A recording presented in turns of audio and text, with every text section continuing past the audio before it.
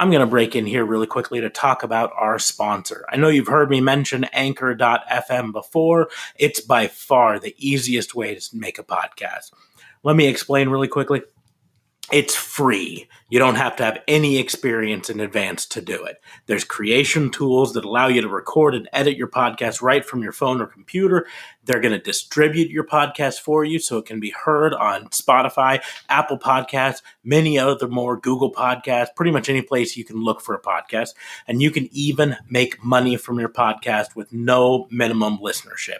It is everything you need to make a podcast in one place. So what are you waiting for? Go download the free Anchor app on the App Store or go to anchor.fm to get started.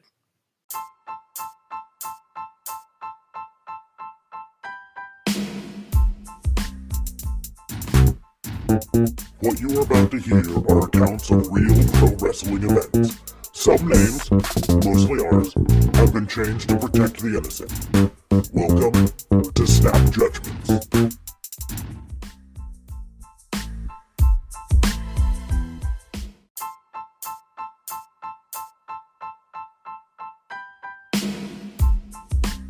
Welcome to Snap Judgements AEW edition. We are going to be talking today about AEW Dark and AEW Dynamite for the week of April 7th and 8th for those dates.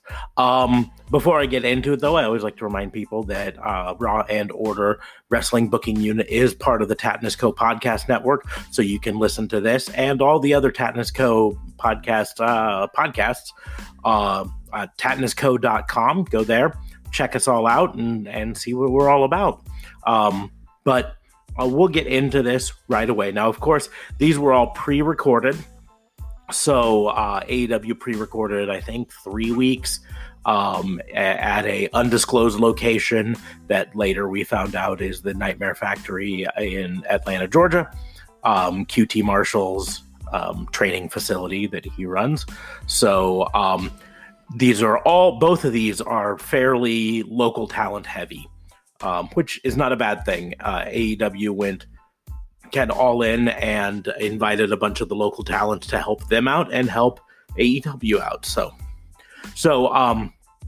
we'll just start with AEW Dark on the YouTube channel. It was a fairly short episode. I want to say it was like 36 minutes long, not quite the full hour, but it had some good matches all in all on it. You know, you started off with Tony didn't. Oh well, these are the matches as listed on it. It started off with QT Marshall versus Lee Johnson, a local talent, like I said. Kind of a nice thing here. I would assume Lee Johnson is someone who trains at Nightmare Factory, and QT Marshall being the guy behind Nightmare Factory for the most part. So having them have the match together, being trained by him, is kind of neat. Of course, QT Marshall gets the win. He's the star of this. That's the downside with these is you'll see a few more predictable matches when you've got a unknown talent versus the known talent. But it's not really a bad thing. Then you had Ryan Piles, another local talent, versus Wardlow with MJF there. And it's like a nothing match. It's minutes long, if even that. Wardlow hits the F10 and wins, and I don't even know if it lasted a full minute. I think he spent more time walking to the ring and taking off his outfit before the match. So, and then for the main event, you had Tony Donati, once again, another local talent, versus Kip Sabian with Penelope Ford out there. A good match all in all, but it really wasn't, very long. I mean, in the end, in 36 total minutes and talking in between it, they didn't have a ton of time for it. But Kip Sabian ended up winning with a submission hold, so Donati tapped out for it. So a good little exhibition, but not a ton of meat to the bone on this one. So, overall, the matches were good, but it was just a little disappointing how short it was. But I guess we have to give AEW credit because they don't really promise it to be an hour. And since it's on YouTube, it can be however long they decide to make it. So we'll move on to AEW Dynamite. Once again, this was pre-recorded at the Nightmare Factory in Georgia. On tap for tonight, we had the first match from the TNT Championship Tournament. We had Britt Baker taking on Hikaru Shida. We had Kenny Omega and Michael Nakazawa versus the Best Friends. Lance Archer and Brody Lee were also scheduled for single matches. And the commentary for this was Tony Schiavone and Chris Jericho. And before I even get into talking about the matches, I just have to say, Chris Jericho was an absolute delight. He was funny. He was insightful. He didn't play the heel too heavily. So often when you've got a heel commentator, they really just lean into this, I'm a bad guy. And he didn't. Like, there were multiple times he was like, listen, I don't like Kenny Omega, but this is a very entertaining match. And that's something that I think Chris Jericho understands more than most people, that the best heels get to be the best heels because they build up their potential opponents, right? It's not all about dragging them down and dragging them through the mud. It's about building them up so that when you cheat to win over them, it makes it even more devastating, sort of a thing. So, opened with a Jake Roberts promo talking about Lance Archer and how he's there to kill people, basically. And then the first match was Lance Archer versus a guy named Alan Angels. Once again, the local talent, I'm sure. And it was a total squash match. Lance Archer won very, very fast. So not a ton to say about it. They're really trying to build Lance Archer up as a monster. So not the worst way to do it. Just have him destroy people. Moving on, we went to Hikaru Shida versus Britt Baker. This was a hell of a match. It was competitive between them, back and forth. You constantly were wondering who's going to win. I mean, of course, Hikaru Shida is the number one contender, and she's won, I think it was like 8 out of the last 9 matches she's been in. But Britt Baker is the freshly minted heel Britt Baker and cheat to win sort of a thing. So we really didn't know who was going to win this going into this. And throughout the match, it was really hard to judge who was going to win it. I was firmly on Shida's side and was very happy when Shida ended up winning, but it did not come easy. Britt Baker ended up getting busted open in the nose, it looked like. No reports as of yet, as far as I've heard, as to whether it's a broken nose or just a very bloody nose. But she was almost the Crimson Mask, but just the lower half of her face, just bloody through it. There's really kind of a cool spot where Britt Baker got Hikaru Shida into the crossface and was reaching in. Well, the Rings of Saturn is really more what it is, but was reaching in like she wanted to do the mandible claw that she does.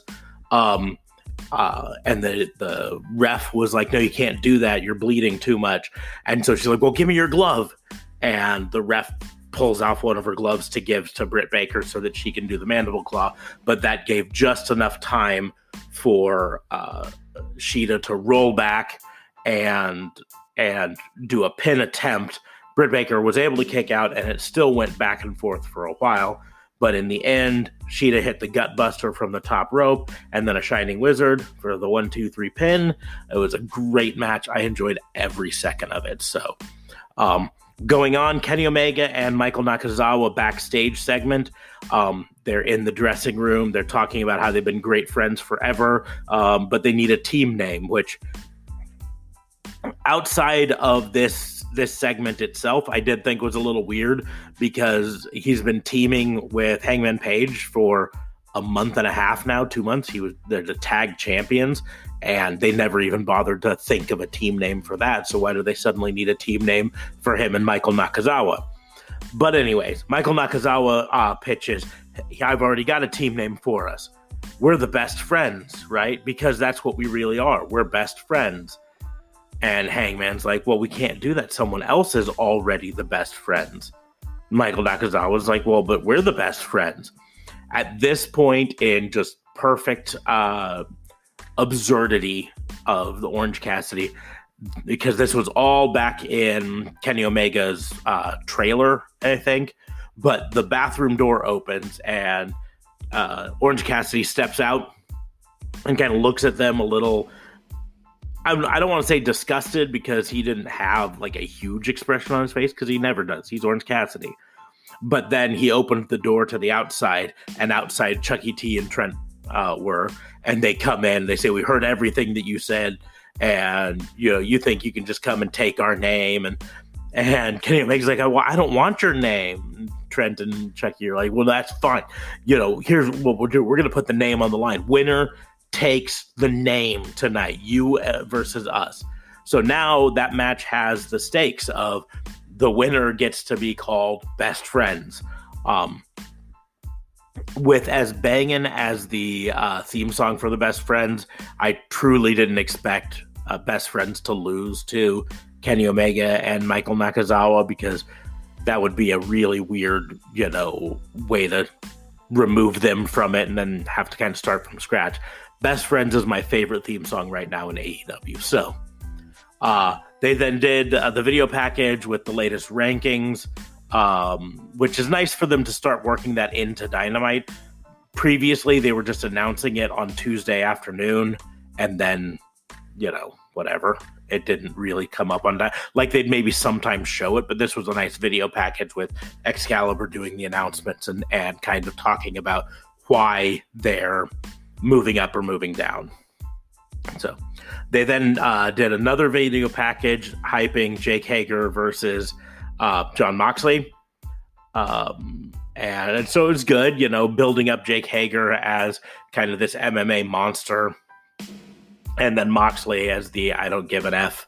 I'm going to come here. I'm not here to make smiles. I'm here to be ugly and violent, right? We moved on to the Best Friends versus Kenny Omega and Michael Nakazawa match. It was a good match back and forth. These are all very, very, very talented people. And so didn't expect anything different. Orange Cassidy even had some comedy spots in the middle. Excuse me. But in the end, we just knew that in the end, Trent and Chucky would win. And sure enough, that's what happened, is Trent and Chucky were able to win, and so they get to keep the Best Friends name. Then we had a Brody Lee video. Backstage, him talking to the minions, ripping on two of them for not dressing as sharply as another one. Kind of fell flat. It wasn't quite as good as the boardroom ones. That those kind of had a level of production that this one didn't have. We have a Britt Baker promo where she's backstage, still bloody in the face. She claims Sheeta's the dirtiest wrestler she's ever been in the ring with. Said that, it's a good thing Sheeta didn't touch my teeth, but that it's okay because I would have fixed them myself because I'm a dentist, right? And we're like, oh, Britt Baker's a dentist? I didn't know that. Then, confusingly enough, they followed that up with another video package for Moxley versus Hager. And I was just like, do we need two of them in one night? I think one of them was plenty, right? Then they had a Matt Hardy promo. This was a kind of promo-heavy episode overall.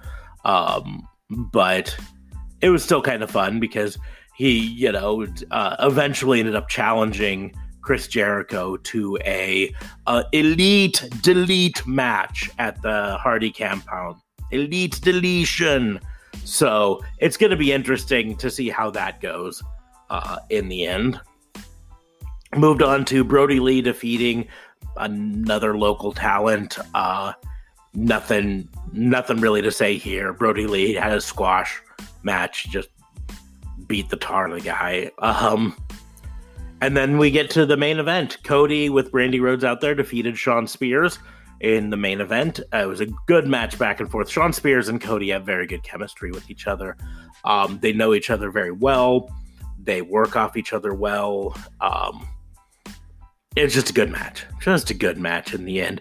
But what really kind of set it apart, I've had my discussions with DA Fabe before about the figure 4 leg lock and how, in my opinion, it really should only be used by heels. Because part of the thing with the figure 4 leg lock is it was one of the only submission holds where the referee had to pay attention to the person's shoulders to make sure they weren't pinning, right? And that would give enough distraction that the heel could reach back and grab the ropes for extra leverage. I'm using the air quotes on that, to make it hurt more. But this was indeed probably the first time, as far as I can remember, that we've seen someone actually win with the figure 4 via pinfall. Shawn Spears' shoulders on the mat as he's hollering out in pain. Cody cranking up on it, lifting his hips off the ground to make the figure 4 hurt more.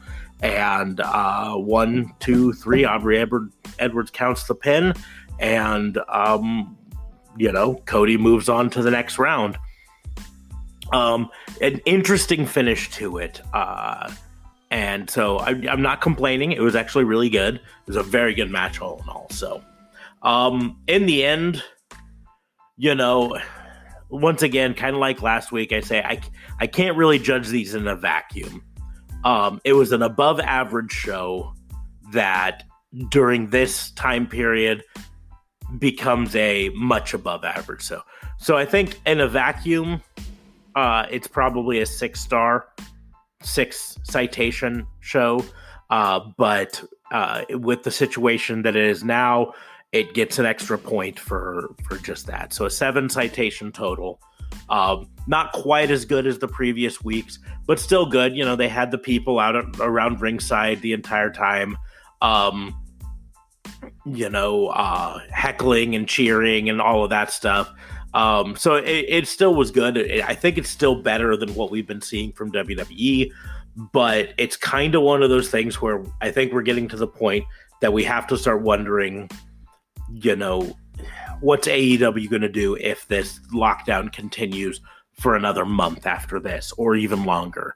So, I know the Matt Hardy stuff is going to be able to be filmed at the Hardy compound, which will add some interesting, out of the box thinking for a few episodes, but I just don't know where they're going to go from here. All in all. But that is my review. 7 out of 10 citations. Join me next week when I do the AEW review. DA Fabe will be dropping the NXT review here shortly.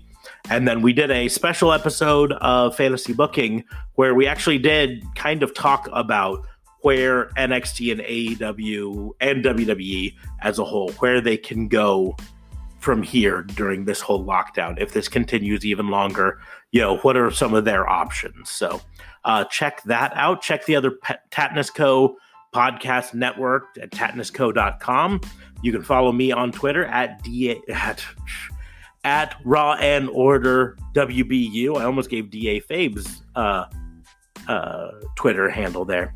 You can head to the Wix site, linked in the doobly-doos here or in the pinned tweet on my Twitter. And otherwise, we will see you soon. Thanks for listening. Have a good one.